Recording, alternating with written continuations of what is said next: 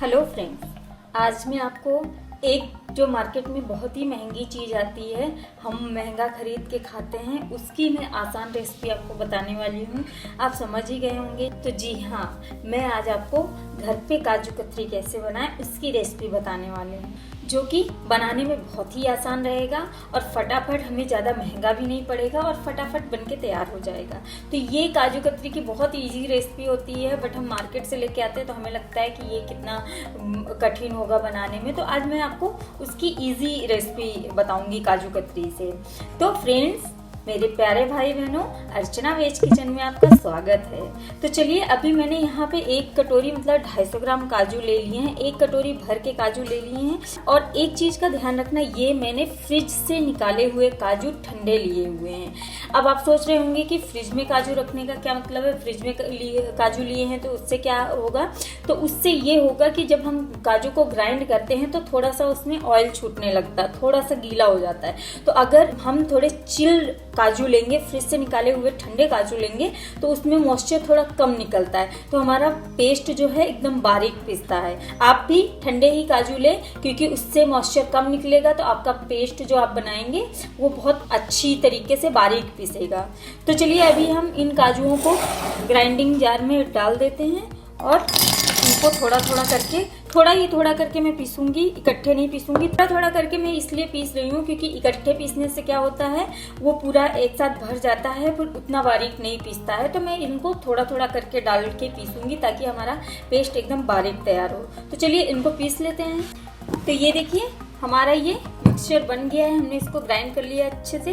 इतना चिल्ड रखते हुए भी देखिए इसमें थोड़े लम्स आने लगे हैं। तो चलिए, इसको एक बाउल में डाल लेते हैं। अगर आप चाहें तो छन्नी से इसको छान भी सकते हैं। तो ये देखिए, हमारा अच्छे से बारीक पेस्ट बन गया है।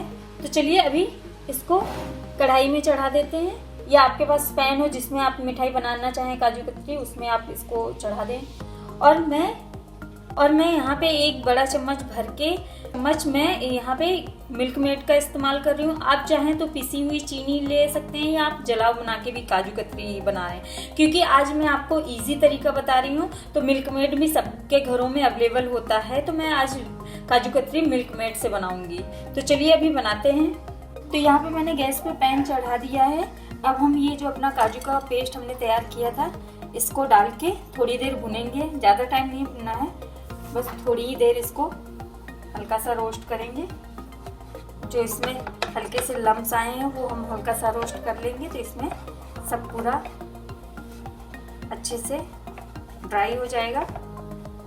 और ये मिठाई बहुत ही पसंद की जाती है, हर किसी की ये पसंदीदा मिठाई होती है काजू कतली। बस हमें लगता है कि ये मिठाई बहुत कठिन तरीके से बनती है, बट नहीं, ये बहुत ही, अगर आप थोड़ी सी सावधानी बरतेंगे तो ये बहुत ही इजी तरीके से बनके तैयार हो जाती है। गैस का फ्लेम मीडियम लो ही रखना है, हाई नहीं करना है, नहीं तो ये जो हम रोस्ट कर रहे हैं ये जलने लगेगा। इससे क्या होगा कि हमारे काजू कतली का कलर चेंज रहेगा। तो हमें हल्का सा ही लो फ्लेम रखना है।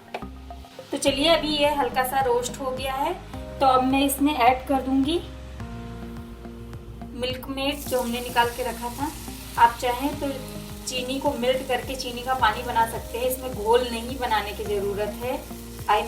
शुगर सिरप बनाने की ज़रूरत नहीं है, क्योंकि अगर शुगर सिरप बनाएंगे तो फिर काजू कतली अच्छी नहीं बनेगी।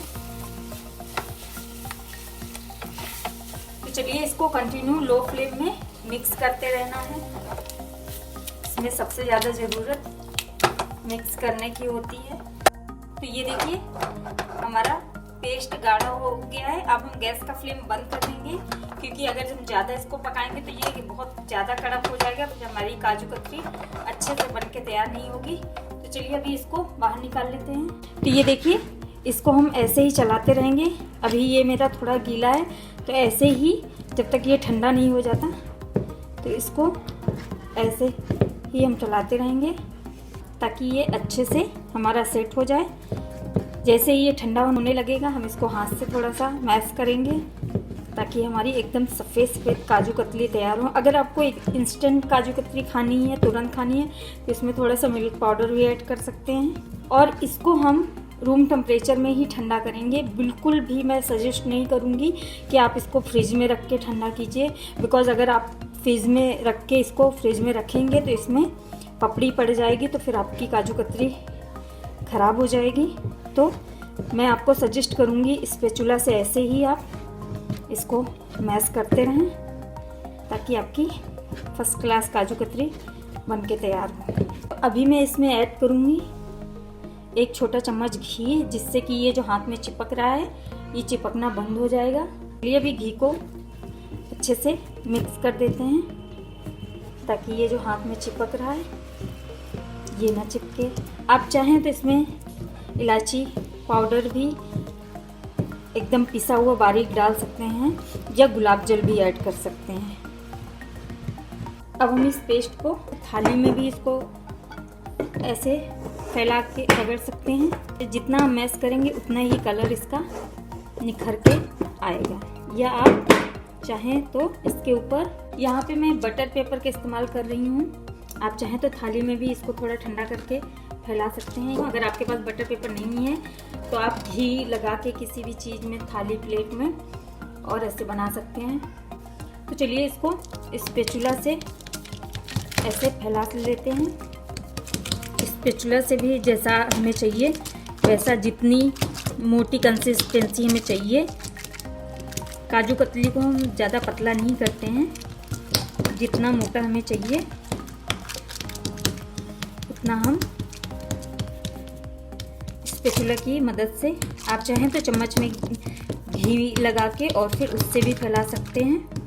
तो हमें इसको बहुत ज़्यादा मोटा नहीं रखना, जहाँ पे मोटा है वहाँ पे हम इसको अच्छे से सेट कर देंगे, पतला कर देंगे। मैंने इसको अच्छे से, जितना हमें कंसिस्टेंसी मोटी चाहिए, ये देखिए इतना मोटा हमें चाहिए, तो हमने वैसे ही इसको अच्छे से फैला दिया है। अब मैं इसमें थोड़ा सा चांदी का वर्क चिपका दूंगी। अगर आपके पास ओरिजिनल है तो ही आप चिपकाएं।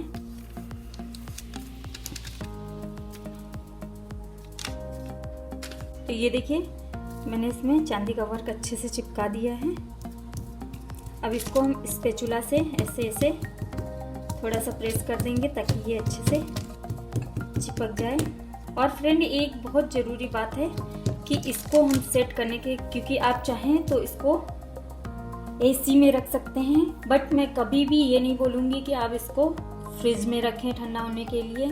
और इसको कम से कम सेट होने में 2 से ढाई घंटे लगते हैं। तो चलिए अभी इसको ऐसे ही छोड़ देंगे हम, जब तक कि ये सेट नहीं हो जाती है। तो चलिए देखते हैं अभी हमारी काजू कतली सेट हुई है कि नहीं। तो ये देखिए मुझे लग रहा है कि हमारी काजू कतली सेट हो गई है। तो इसे एक चॉपिंग बोर्ड में रख के हम इसको पहले किनारी कट करके देखते हैं। ये देखिए तो लग रहा है कि हमारी काजू कतली सेट हो गई है। चलिए अभी इसको पीस पीस कट कर लेते हैं। अब इसको अच्छे से घुमा के इस साइड में हम कट कर लेंगे। अगर आपको मार्केट जैसे काजू कतली चाहिए तो आप अच्छे से शेप में काटिए, नहीं तो आप कोई भी शेप इनका बना सकते हैं। तो चलिए ये हमारा पीस कट गया है। तो चलिए इनको निकाल लेते हैं। ये देखिए किनारे हम अलग कर लेंगे। मैंने ये थोड़ा जल्दी ही कट कर दिया है। अगर आप चाहें तो इसको आधे घंटे और रख सकते हैं ठंडा होने के लिए। तो चलिए अभी इसके हम पीस निकाल लेते हैं प्लेट में। इस तरीके से सावधानी से हम निकालेंगे तो हमारे पीस अच्छे से प्रॉपर जैसे काजू कतली के होते हैं वैसे पीस निकल आएंगे। चलिए सारे निकाल लेते हैं। तो ये देखिए मैंने पीस कट कर लिए हैं और ये देखिए बिल्कुल परफेक्ट हमारी, जितना हमें मोटा चाहिए उतना परफेक्ट हमारी काजू कतली बन के तैयार हुई है, उतनी ही सॉफ्ट भी है। तो ये देखिए हमारा उतना ही सॉफ्ट तरीके से ये देखिए टूट के तैयार भी हो रहा है। ऐसा नहीं कि कोई हार्ड है, हमारी उतनी ही ज़्यादा सॉफ्ट है। तो इसी तरीके से आप अपने घर पे काजू कतली बनाइए, आपको मार्केट की झंझट से फुर्सत भी मिल जाएगी और इजी तरीके से जो कि घर पे सामान अवेलेबल होता है उन सामानों से आप घर पे काजू कतली बनाइए। और अगर आपको मेरी रेसिपी पसंद आए तो मेरे चैनल के सपोर्ट के लिए ज़्यादा से ज़्यादा मेरे वीडियो को शेयर कीजिए, लाइक कीजिए और ज़्यादा से ज़्यादा कमेंट्स कीजिए, क्योंकि आपके कमेंट से पता चलेगा कि मेरी डिश आप लोगों को अच्छी लग रही है, या आप सजेस्ट कीजिए कि कौन सा डिश मैं बनाऊं, डालूं। और अगर मेरी रेसिपी पसंद आए तो आप मेरे चैनल को सब्सक्राइब कर दीजिए और नीचे दिए गए बेल आइकन को प्रेस कर दीजिए ताकि मेरी लेटेस्ट रेसिपी की नोटिफिकेशन आपको मिलती रहे। धन्यवाद। एंजॉय।